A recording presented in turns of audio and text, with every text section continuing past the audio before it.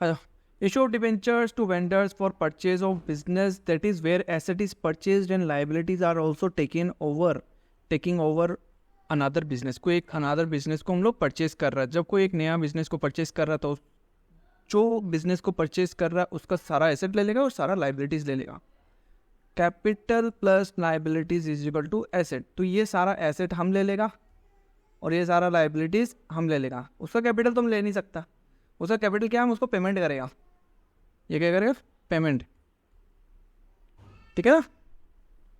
तो ये इसका जितना कैपिटल लगा हुआ है वो उसको मिल जाएगा, तो इसलिए वो हमको बिजनेस दे दिया, ठीक। Net value of asset taken over, Shanti Shanti. Net value of asset taken over, net value of asset taken over क्या हो जाएगा, नेट वैल्यू यहाँ पे लिख दिया कि कितना एसेट लिया है। चलो मान लो कि ठीक है 100 रुपये का एसेट है, लाइबिलिटी से 40 रुपये का कैपिटल है, उसका 60 रुपये का, ठीक है ना। तो net value of asset taken over कितना होगा, जितना एसेट लिया माइनस जितना लाइबिलिटीज लिया है, ठीक है ना, वो हो गया net value of asset taken over. Agreed value of asset taken over minus amount of liabilities taken over, ठीक है। उसमें भी 3 कंडीशन आ सकता है। Where the purchase consideration, purchase consideration मतलब जो बिजनेस खरीद रहा है और उसको कितना पेमेंट कर रहा है, ठीक है ना। तो where the purchase consideration is equal to net value of net asset acquired, ठीक है। अगर पीसी बराबर है net value of net asset acquired, ठीक है। When purchase consideration is more than the value of net asset acquired, मान लो कि उसका net asset ले लिया हम 100 माइनस 40 मतलब 60 का net asset acquired किया, ठीक है ना। 100 का asset है माइनस liabilities 40 का है, net asset acquired किया 60, बट हम उसको दे रहा है 70 रुपया, ठीक है। और तीसरा कंडीशन क्या है, where the purchase consideration is less to the value of net asset acquired, purchase net asset acquired कितना है 60, हम उसको परचेस कंसिडरेशन दे रहा है 50 रुपीज, ठीक है। इस केस में 3rd नंबर वाला केस में अपना क्या हो जाएगा, 10,000 का फायदा हो जाएगा। 2nd नंबर वाला केस में क्या हो जाएगा, हम लोग 10,000 ज़्यादा पेमेंट कर रहा है। क्यों ज़्यादा पेमेंट कर रहा है, गुडविल के लिए। उस फर्म का हम लोग गुडविल परचेस किया है, एक एसेट ऐसा परचेस कर लिया जो है नहीं, ठीक है। और तीसरा नंबर वो तो इक्वल ही है, कोई दिक्कत नहीं उसमें। तो जब purchase consideration is equal to the value of net asset acquired, तो कितना हो जाएगा, सन्ड्री एसेट मान लो 100, लाइबिलिटीज हो गया 40, तो वेंडर अकाउंट जिसका बिजनेस परचेस कर रहा है उसको कितना दे देगा हम लोग 60, ठीक है। Illustration 21, SKF limited acquired the following asset and liabilities from PSL limited, plant, stock, debtor, creditor. Calculate the amount of purchase consideration, purchase consideration कितना होगा, and ascertain the number of debentures to be issued. The purchase consideration is discharged by issue of check 80,000 and balance by the issue of 11% debenture of 100 each at par. यहाँ पे कहीं पे भी purchase consideration का value बताया है क्या, नहीं बताया ना। तो जितना नेट एसेट एक्वायर्ड है ना उतना ही परचेस कंसिडरेशन हो जाएगा। परचेस कंसिडरेशन कितना हो जाएगा, नेट एसेट एक्वायर्ड कितना है 2 3 5 1 6, 6 माइनस 80 5,20,000, ये हो गया नेट एसेट एक्वायर्ड और यही हो जाएगा परचेस कंसिडरेशन, ठीक है। तो 5,20,000 देना है, 5,20,000 में चेक दे दिया 80,000 का, अब कितना और देना बाकी रह गया 4,40,000, ठीक है ना। मतलब 5,20,000 देना है, उसमें से 80,000 का चेक दे दिया, तो अब बचा रिमेनिंग पेमेंट कितना है 440, इतना ये दे देगा 100 रुपीज का डिवेंचर से। तो नंबर ऑफ डिवेंचर्स कितना हो जाएगा, divided by 100 is equal to इतना डिवेंचर इशू कर देगा ऑफ ₹100 और एट पार बोला हुआ है। अगर 10 रुपये प्रीमियम बोलता तो 110 कर देता, ठीक है ना। सारा एसेट को डेबिट किया, लाइबिलिटीज को क्रेडिट किया, पीएसएल लिमिटेड को क्रेडिट कर दिया, 520 देना है उतना। फिर पीएसएल लिमिटेड को 80,000 का चेक दिया था, तो पीएसएल लिमिटेड टू बैंक 80,000 और बाकी का बचा हम लोग डिवेंचर्स दे दिया, ठीक है। Where the purchase consideration is more than the value of net asset acquired, तो जब ये ऐसा क्वेश्चन आ जाता है ना, तब क्या होता है कि परचेस कंसिडरेशन का वैल्यू क्वेश्चन में दिया हुआ रहना पड़ेगा और net value of asset acquired तो हम लोग निकाल सकते हैं एसेट माइनस कैपिटल कर एसेट माइनस लाइबिलिटीज करके, ठीक है ना। तो इसका जर्नल एंट्री क्या होगा, जितना एसेट हम लोग लिया है वो डेबिट हो जाएगा, गुडविल अकाउंट डेबिट हो जाएगा टू लाइबिलिटीज टू वेंडर। मान लो कि 100 रुपये का एसेट लिया, लाइबिलिटीज लिया 40 रुपये का, उसको पेमेंट करना था हम लोग को 60 रुपीज़, बट हम लोग उसको दे रहे हैं 70। तो क्रेडिट साइड में कितना है, क्रेडिट साइड में दोनों मिला के 40 + 70 110 हो रहा है, बट यहाँ पे कितना है 100। तो इसका मतलब 10 रुपये का हम लोग एक और एसेट लिया है जो है गुडविल, ठीक है। तो यहाँ पे भी 110 हो जाएगा। Upper plastic limited purchase building 2 lakh, machinery 2,10,000, furniture 30,000, stock 20,000 and liabilities कितना लिया 60,000 का, for a purchase consideration of 440। अच्छा, क्वेश्चन में दिया हुआ है पीसी 4,40,000। अब हम लोग नेट एसेट एक्वायर्ड निकालेगा और देखेगा, उसके साथ चेक करेगा कि ज़्यादा है कि कम है। कितना है 2 लाख, 2 लाख, 4 लाख, 4,10,000, 4,40,000 और 4,60,000। नेट एसेट एक्वायर्ड कितना है,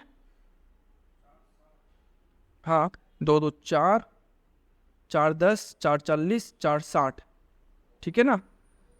4,60 का एसेट लिया माइनस लाइबिलिटीज कितना का लिया 60,000 का, तो नेट एसेट एक्वायर्ड कितना है 4 लाख रुपया। उसको पेमेंट कितना कर रहा है हम लोग 40,000। किस चीज़ के लिए ज़्यादा पेमेंट कर रहा है, गुडविल के लिए। तो वो गुडविल अकाउंट भी डेबिट हो जाएगा उस एसेट के साथ जो एसेट लिया है। तो सारा एसेट को डेबिट कर दिया, गुडविल में आ गया 40,000, ठीक है। अब यहाँ पे ये सबको मिला के 4 lakh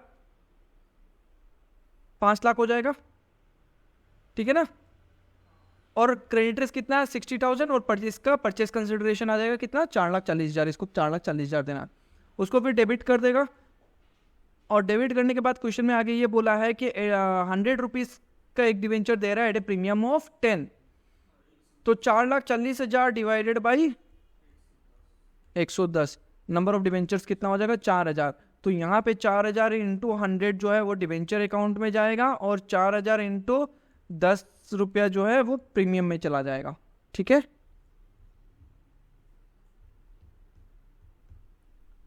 Where purchase consideration is less to the value of net asset acquired, मतलब capital plus liabilities is equal to asset है 100 रुपया का, लाइबिलिटीज 40 और कैपिटल है 60 रुपया का। तो उसका कैपिटल कितना बन रहा है उस बिजनेस में 60, बट हम लोग उसको परचेज कंसिडरेशन के हिसाब से दे रहा है 50। तो उसका जो नाम लिखेगा ना यहाँ पे वेंडर अकाउंट, यहाँ पे तो 50 ही आएगा। एसेट कितना का है 100 रुपया का, लाइबिलिटीज कितना का है 40 का, डेबिट में है 100, क्रेडिट में है 90, तो कैपिटल रिजर्व कितना आ जाएगा 10 रुपया। तो अपना तो फायदा ही है ना कि हम लोग उसका नेट एसेट लिया 60 का, नेट एसेट एक्वायर्ड कितना उसका बिजनेस से हम लोग टोटल 60 रुपीज़ का बिजनेस ले लिया, उसका नेट एसेट आ गया मेरे पास। अगर हम वो सारे एसेट को भी बेच देगा तब भी मेरे पास 60 रुपये आ जाएगा, बट हम उसको पेमेंट कितना कर रहे हैं 50, तब भी मेरा 10 रुपये का फायदा है। और क्रेडिट सारा क्या होता है गेन्स, इनकम कितना क्या होता है क्रेडिट होता है, तो क्रेडिट कर दिया आप पे, ठीक है। सन्ड्री एसेट 100 रुपीज़ था क्वेश्चन में, लाइबिलिटीज 40 रुपीज़ क्वेश्चन में था। वेंडर अकाउंट में हमेशा परचेज कंसिडरेशन आएगा, ध्यान रखना, जितना में परचेज कर रहा है 50 रुपीज़ पेमेंट कर रहा है 50 आ गया, और कैपिटल रिजर्व कितना आ गया 10, क्योंकि यहाँ पे 40 + 50 90 हो रहा है, डेबिट में कितना हो रहा है 100, तो क्रेडिट साइड शॉर्ट है ना 10 रुपये का। Surabhi limited purchase running business from Krishna traders for a sum of rupees 15 lakh. Purchase consideration क्या हो गया, purchase running business from Krishna traders for a sum of rupees. बोला कि तुम अपना बिजनेस हमको दे दो और 15 लाख ले लो, तो परचेज कंसिडरेशन तो 15 ही हुआ ना, कितना दे रहा है, तो 15 लाख परचेज कंसिडरेशन। और ये बोल दिया ये ऐसे पेबल करेगा 3 लाख रुपया चेक से, और बाकी जो बैलेंस है 9 लाख रुपये नहीं कितना हो जाएगा 12 लाख, बाकी 12 लाख जो है डिवेंचर्स देगा, ठीक है ना। एसेट क्या क्या लिया, plant machinery building stock debtors, total मिला के यहाँ पे कितना होता है 4 6 10 15 18 का एसेट लिया, माइनस 2 का लाइबिलिटीज लिया, 16 का नेट एसेट एक्वायर्ड है, पेमेंट कंसिडरेशन कितना है परचेज कंसिडरेशन 15 है ना। तो हम ऑब्वियस बात है उसका बिजनेस एसेट 16 का लिया है और पेमेंट उसको कर रहा है 15, तो मेरा 1 लाख का फायदा हो रहा है कि नहीं हो रहा है, वो कहाँ चला जाएगा कैपिटल रिजर्व में, ठीक है। तो सारा एसेट को हम डेबिट किया, देखो 18 लाख 4 6 5 3 4 6 5 3 सारा एसेट को डेबिट कर दिया, क्रेडिटर्स को क्रेडिट कर दिया, कृष्णा ट्रेडर्स को परचेस कंसिडरेशन आएगा यहाँ पे वैल्यू, ठीक है, और कैपिटल रिजर्व बैलेंसिंग फिगर आ जाएगा 1 लाख रुपए का, ठीक है ना। अच्छा उसको पेमेंट करेगा, एक तो बैंक से पेमेंट किया 3 लाख, तो कृष्णा ट्रेडर्स टू बैंक, और फिर उसके बाद बाकी 12 लाख रुपए क्या दिया, डिवेंचर्स दिया, आ गया, ठीक है ना। ये लो होमवर्क कर लेना घर पे, इजी है। मशीनरी परचेज किया, फर्नीचर परचेज किया, स्टॉक परचेज किया और सन्ड्री क्रेडिटर्स परचेज किया, सन्ड्री क्रेडिटर्स भी ले लिया 1.5 लाख का, purchase consider net asset acquired निकल जाएगा क्वेश्चन में, एसेट और माइनस लाइबिलिटीज कर लेना, 4.5 5 6 लाख का एसेट, 6 लाख का एसेट माइनस 1.5 का लाइबिलिटीज, तो इसका मतलब 4.5 का नेट एसेट एक्वायर्ड आ गया, ठीक है। अब क्वेश्चन में ये बोल दिया परचेस कंसिडरेशन 450 है या 480 है या 430 है, तो क्या एंट्रीज होगा, ठीक है। इसमें कुछ भी नहीं आएगा, इसमें गुडविल आ जाएगा और इसमें कैपिटल रिजर्व आ जाएगा, ठीक है ना। कैपिटल रिजर्व इसमें कितना आएगा 20,000 का, और इसमें आएगा गुडविल 30,000 का। 450 से कितना ज़्यादा है, 30,000 ज़्यादा है तो उतना गुडविल, और 450 से कितना कम दे रहा है उसको 430, तो 20,000 का कैपिटल रिजर्व, ठीक है।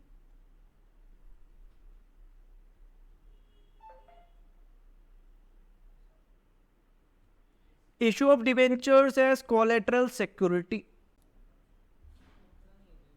The term collateral security implies security in addition to principal security. Bank से लोन लिया 50 लाख का, हम अपना जमीन एज ए सिक्योरिटी के हिसाब से दे दिया, वो हो गया प्रिंसिपल सिक्योरिटी। उसके अलावा हम और अपना गहना भी उसके साथ और दिया है एज एन एडिशनल सिक्योरिटी, ठीक है, वो कोलेटरल सिक्योरिटी हो गया, ठीक है ना। हम बिजनेस से 50 लाख बैंक से 50 लाख का लोन लिया और हम अपना ज़मीन दे दिया उसको, मान लो कि 60 लाख का ज़मीन दे दिया एज ए सिक्योरिटी, वो प्रिंसिपल सिक्योरिटी हुआ, मेन सिक्योरिटी। उसके अलावा हम थोड़ा सा 10 लाख का गहना और दे दिया, तो वो हो जाएगा collateral security in addition to principal security जो देता है वो कोलेटरल सिक्योरिटी हो गया, ठीक है ना। Collateral security is also termed as secondary और सब्सिडरी सिक्योरिटी। तो where a company obtain a loan or overdraft from a financial institution in addition to specific security of some asset, the company issues some debentures. Such an issue of debenture is known as issue of debenture as collateral security. देख लो important.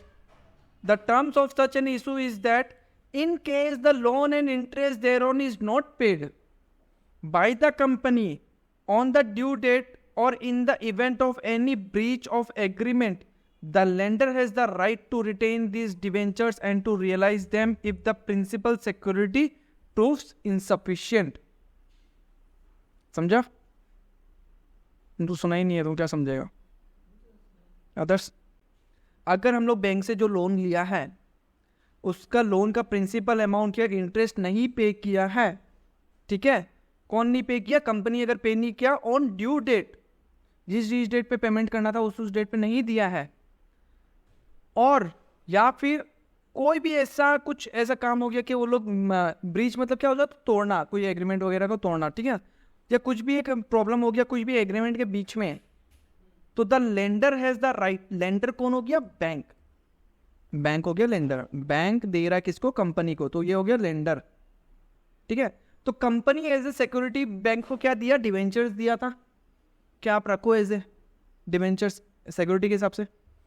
तो जो lender है, जो bank है, has the right to retain these debentures, उसके पास हक है कि वो डिवेंचर्स को अपने हाथ में रख लेगा, एंड टू रियलाइज देम, और उसको बेच देगा, if the principal security proves insufficient.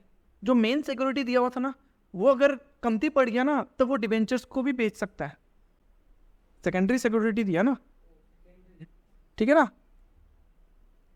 On repayment of loan, ये तो हो गया पहला कंडीशन कि अगर रिपेमेंट नहीं कर पाया, और अगर रिपेमेंट कर दिया लोन का, however the lender has legally bound to release the debentures forthwith. अगर मान लो कि हम लोग कुछ भी EMI बाउंस नहीं किया, हम लोग टाइम टू टाइम दे दिया और वो लोन को भी खत्म कर दिया, तो वो क्या करेगा, वो जो डिबेंचर्स हम लोग एज ए सिक्योरिटी दे के रखा था ना, वो वापस दे देगा, ठीक है। The holder of such debenture is entitled to interest only on the amount of loan but not on the debentures given as collateral security. वो डिबेंचर अब इशू नहीं किया है किसी को, हम एज ए सिक्योरिटी के हिसाब से दिया है। तो जो कंपनी है वो बैंक को डिबेंचर पे इंटरेस्ट नहीं देगा।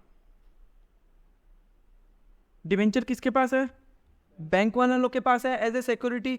तो कंपनी वाला कभी भी बैंक को डिबेंचर पे इंटरेस्ट नहीं देगा, वो इंटरेस्ट देगा लोन का इंटरेस्ट देगा। ठीक है ना? ठीक है, तो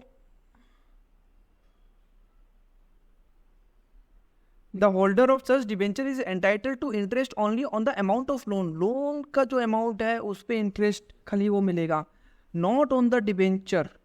ठीक है ना? अकाउंटिंग एंट्रीज, क्या एंट्री होगा? There are two methods by which the debenture is issued as collateral security can be deal. पहला, where no accounting entry is passed in the books of account at the time of issue of debenture as collateral security. कोई भी journal entry हम लोग नहीं करेगा। ठीक है, तो जर्नल एंट्री नहीं करेगा तो क्या आ जाएगा? वो आ जाएगा by way of note in the balance sheet. Balance sheet में नोट के हिसाब से आ जाएगा नीचे, बैलेंस शीट के अंदर नहीं, नीचे नोट में आ जाएगा कि इतना नंबर ऑफ डिबेंचर्स, इतना अमाउंट का हम लोग इशू किया है ये बैंक को एज कोलेटरल सिक्योरिटी। ठीक है, डिबेंचर क्या है? एक तरह से लोन है ना, कंपनी पब्लिक से जो उठाया, बट वो किसी को डिबेंचर एज ए सिक्योरिटी के हिसाब से दिया है, तो लोन तो उठाया नहीं ना वो बैंक से, लोन तो वो लोन उठाया। वैसे ये तो सिक्योरिटी के हिसाब से दिया है, इस डिबेंचर के अगेंस्ट में तो कोई पैसा नहीं आया वो लोग के पास, तो ये एक तरह से लोन नहीं गिलाया हुआ जाएगा, तो वो नहीं आएगा वहाँ पे बैलेंस शीट में, वो एज ए फुटनोट आएगा नीचे में। ठीक है, जैसे ABC limited took loan of 6 lakh from Canara bank and issued 7,000 12% debenture of 100 is as collateral security. तो 6 लाख का लोन लिया है और इशू किया 7,000 12% debenture of 100 is as collateral securities. ठीक है, pass necessary journal entries and so how the issue of debenture as collateral security will shown in the balance sheet. तो जो लोन लिया बस उसका एंट्री होगा। Bank account debit to loan from Canara bank, इतना आ जाएगा 6 लाख रुपया का। और लॉन्ग टर्म बोरोइंग्स में बैलेंस शीट में लॉन्ग टर्म बोरोइंग्स में आ जाएगा सिर्फ 6 लाख रुपया का। अब नोट टू अकाउंट्स में देखो, नोट टू अकाउंट्स में क्या देगा? लॉन्ग टर्म बोरोइंग्स में आ जाएगा loan from Canara bank 6 lakh on collateral security of इतना डिबेंचर्स, 7,000 डिबेंचर्स ऑफ ₹7 लाख, ऐसे आ जाएगा। ठीक है, अच्छा, where accounting entry is passed in the books of account at the time of issue of debenture as collateral security. पहला तो हो गया था कि हम लोग कोई भी एंट्री नहीं करेगा, अब एंट्री करेगा। तो क्या जर्नल एंट्री होगा? जब लोन लेगा बैंक से तो bank account to loan from जो भी बैंक का नाम है वो आ जाएगा।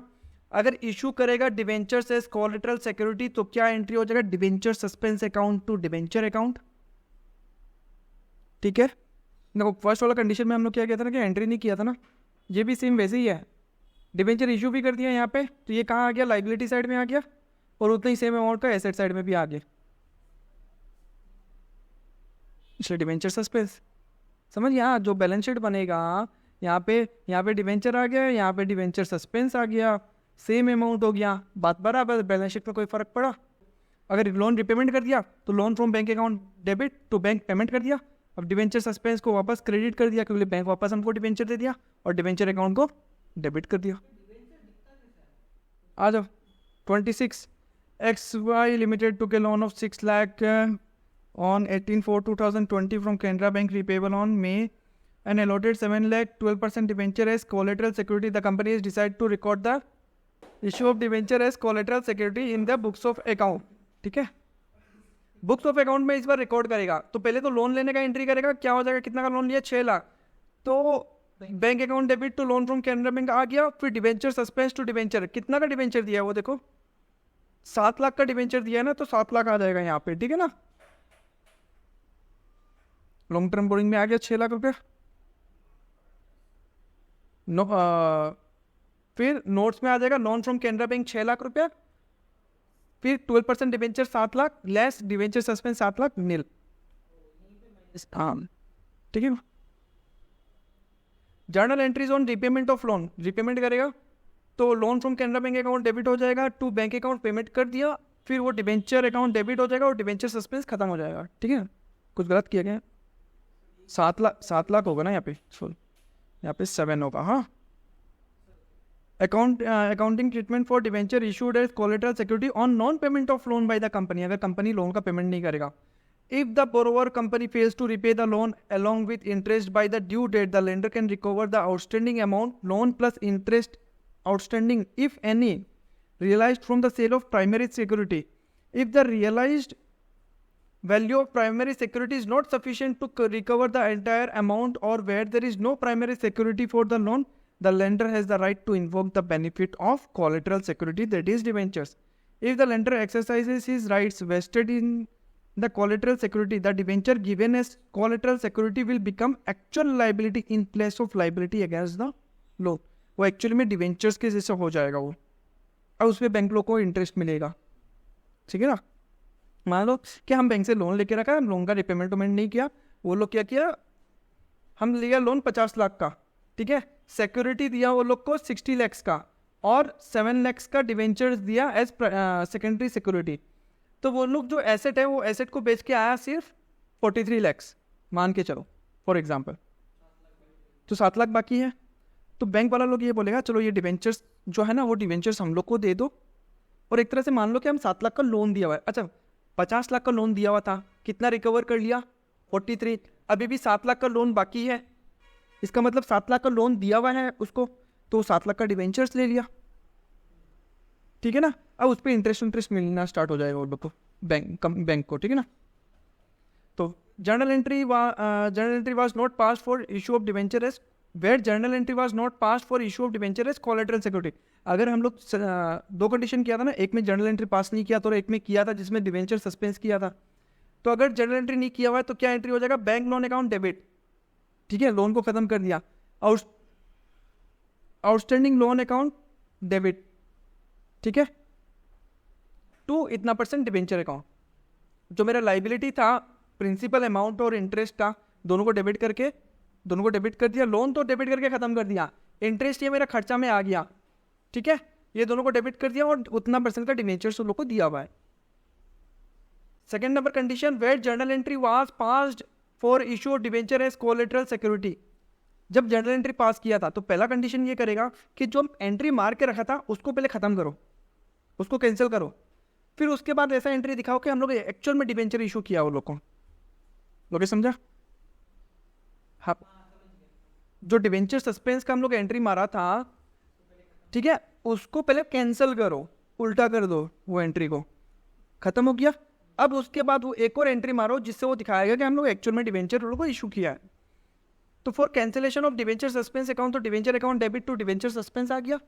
अब for transferring the amount due to debenture, तो bank loan account debit, outstanding interest account debit to debenture account, ये वाला ये एंट्री सेम आ गया. ठीक है.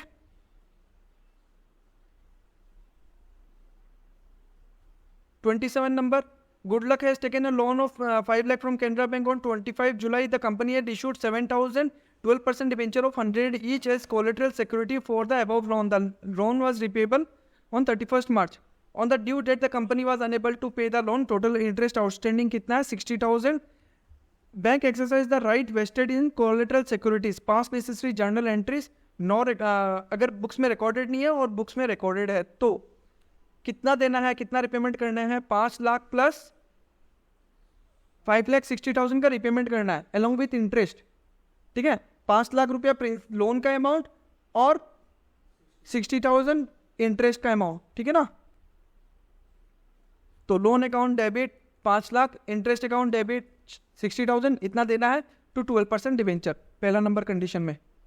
दूसरा नंबर कंडीशन में क्या होगा, कितना का डिवेंचर देके रखा था, 7 लाख का डिवेंचर देके रखा था ना, पहले 7 लाख का डिवेंचर को खत्म करो, कैंसिल करो डिवेंचर सस्पेंस को. तो 12% debenture to debenture suspense 7 lakh का खत्म कर दिया. अब उसके बाद हम लोग नया डिवेंचर वो लोग को दिया है कितना अमाउंट का, 5,60,000 का डिवेंचर दिया है. तो bank loan account debit, outstanding interest debit to 12% debenture account. ठीक है ना. चलो ठीक है, नेक्स्ट क्लास में करेगा ये.